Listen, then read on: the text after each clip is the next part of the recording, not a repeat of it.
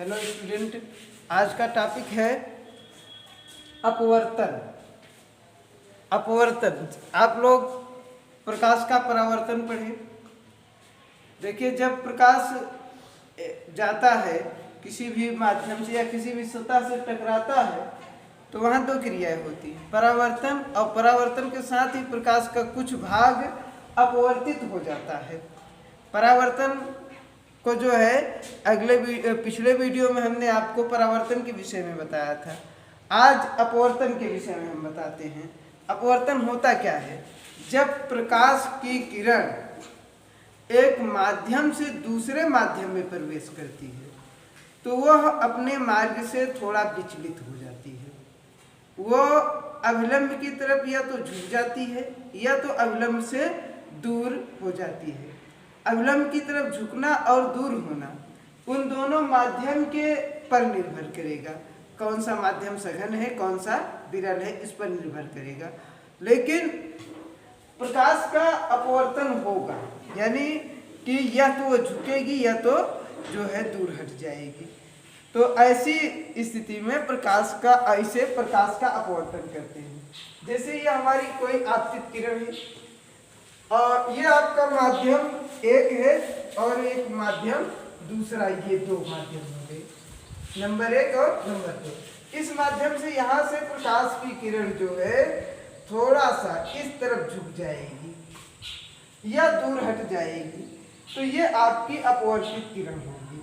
और दूसरी किरण आपका परावर्तित होकर अगले मार्ग में चली जाएगी। तो स्नेल के अनुसार अपवर्तन के दो नियम हैं। स्नेल ने अपवर्तन के दो नियम बनाए।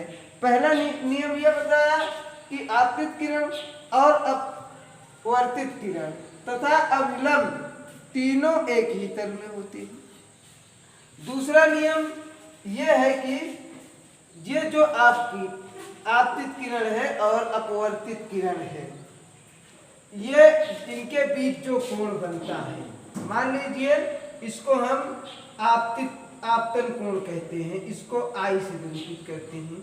उसके बाद परावर्तन कोण को R से।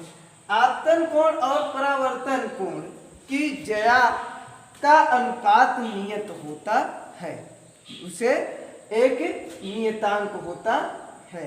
अर्थात जो है ये आपतन कोण की ज्या क्या हो जाएगी आपका साइन I बटे साइन R बराबर n/1, यानी कि n/1 आपका अपवर्तनांक होगा। यह आपका एक नियतांक है। इसका मतलब यह होता है कि माध्यम दो का एक के सापेक्ष अपवर्तनांक, तो यह साइन I/R होता है। अब मान लीजिए माध्यम दो का एक के सापेक्ष अपवर्तनांक और गुणे माध्यम एक का दो के सापेक्ष अपवर्तनांक बराबर एक होता है। यानी माध्यम दो का एक के सापेक्ष अपवर्तनांक बराबर एक बटे माध्यम एक का दो के सापेक्ष अपवर्तनांक, ये आपका अपवर्तनांक में संबंध होता है। अगर इसी प्रकार और भी माध्यम हो तो उनके लिए भी आप ये सूत्र बना सकते हैं। जैसे आपका माध्यम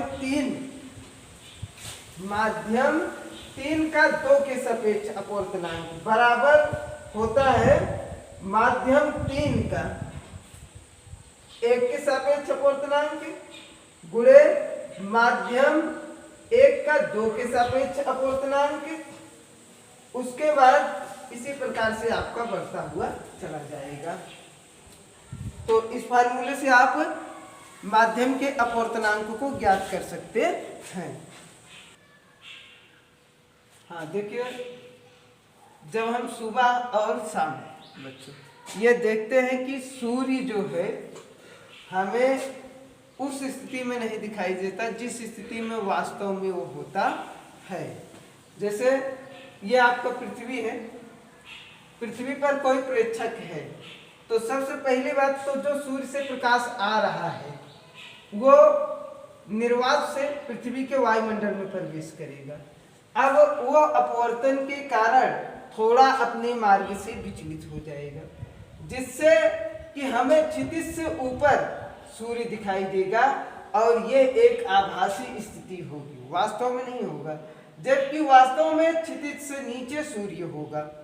तो सुबह और शाम के वक्त हमें इस अपवर्तन के कारण सूर्य की वास्तविक स्थिति नहीं दिखाई देती, अपितु एक आभासी प्रतिबिंब हमें सूर्य का दिखाई देता है। इसीलिए सुबह सूर्य जो है पूर्ण गोल नहीं, थोड़ा अंडाकार हमें दिखाई देता है।